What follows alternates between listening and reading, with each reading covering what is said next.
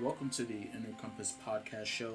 I am your host, Jack Sonogo, and thank you for joining us on this episode of the Inner Compass podcast show.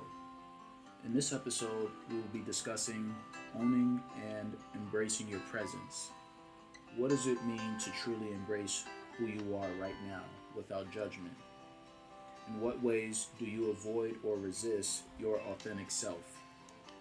What does it look like to honor your needs and emotions without shame or guilt? And finally, how can you celebrate your uniqueness and stop comparing yourself to others? Before we dive in, it's important for us to distinguish the difference between recognizing the moment and embracing your presence. Recognizing the moment, which we discussed in our last episode, and embracing your presence are closely related in concept, but they focus on different aspects of mindfulness and engaging with the present. In mindfulness, both concepts involve being aware and present in the current moment. You recognize the moment when the experience requires you to be mindful. At the same time, being fully conscious and engaging with your experience is you embracing your presence. The major difference between the two concepts lies in the pendulum of external impacts versus internal change. Recognizing the moment leads to understanding and appreciating the current environment and interactions, but it doesn't result in deep self-change. Embracing your presence leads to a deeper internal shift. How you interact with the world and how others perceive you has a much more profound effect when you embrace your authentic self. All in all, recognizing the moment and embracing your presence are two sides of the same coin. That is, to be aware of what's going on around you in the present and stepping into and embracing your authentic self in that moment. One focuses more on observation and the other on active engagement with your being. Now that we distinguish the difference between the two concepts and the juices are flowing, every so often I like to ask myself, what does it mean to fully accept yourself without critique, reflection, or wishing for something different?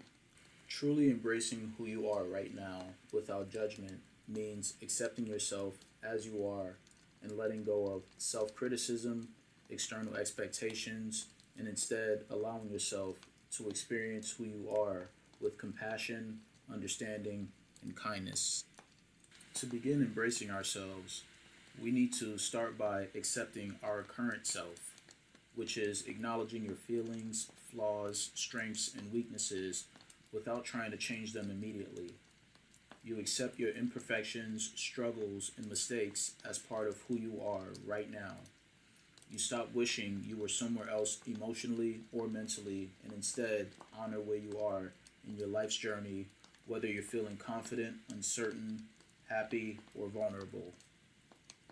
When you accept your current self, you cultivate a level of mindfulness that plays a huge role in letting go of criticism and comparison and letting go of past and future concerns.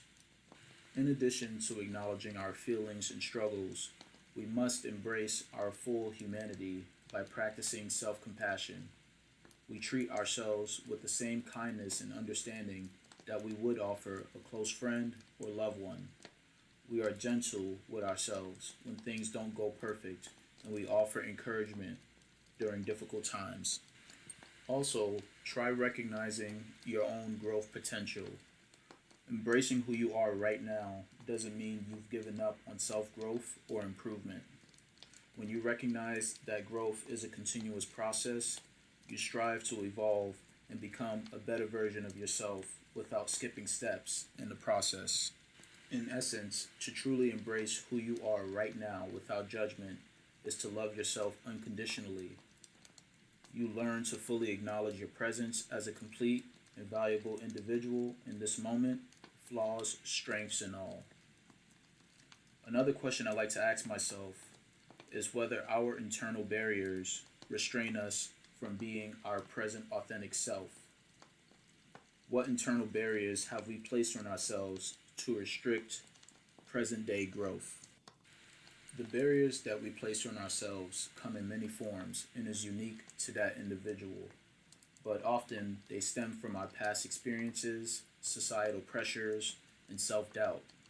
These barriers keep us from fully accepting and expressing who we are. We are the makeup of our past experiences, and our past experiences shape how we view ourselves and the world around us. Emotional and psychological scars can make it difficult to trust ourselves or feel comfortable showing up authentically because we fear that being ourselves might lead to more pain or rejection.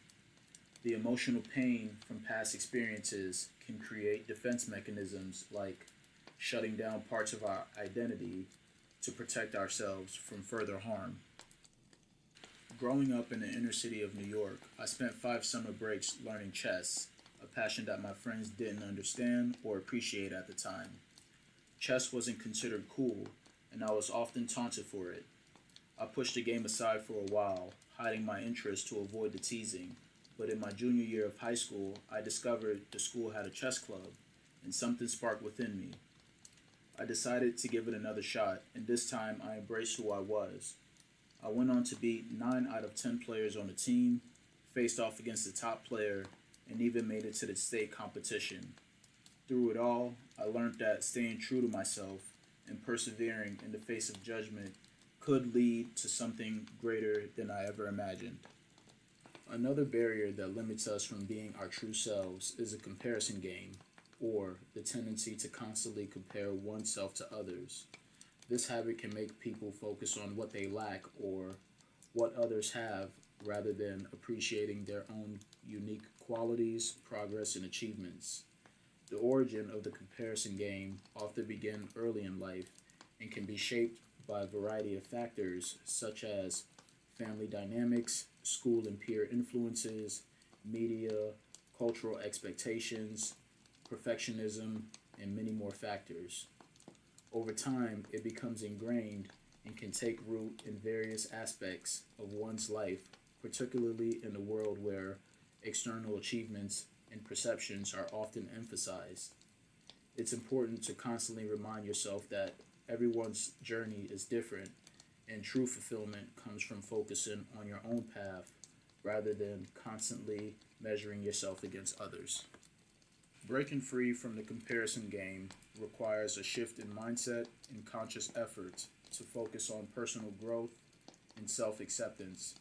Here's a few solves to help you stop playing the comparison game.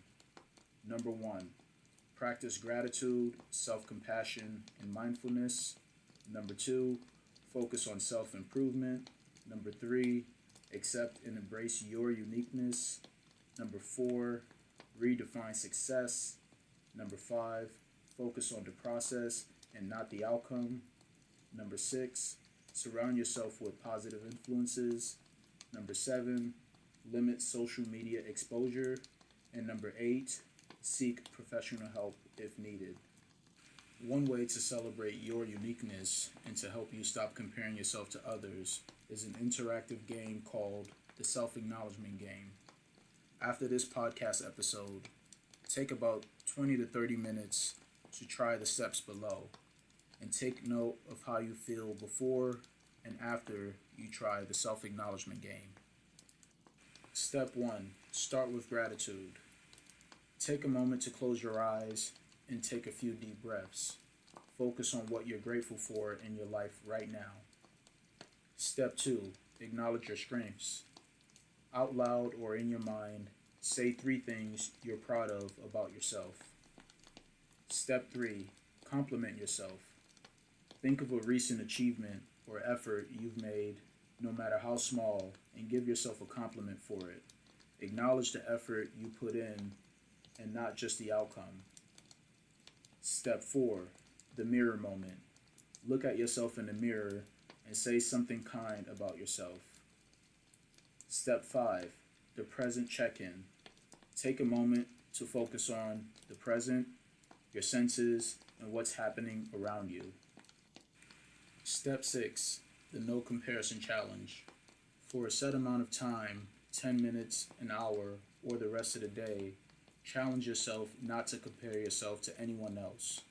Whenever a thought of comparison pops up, remind yourself, I am on my own unique path and I am enough. The final step, step 7 to the self acknowledgement game, is to end with affirmations.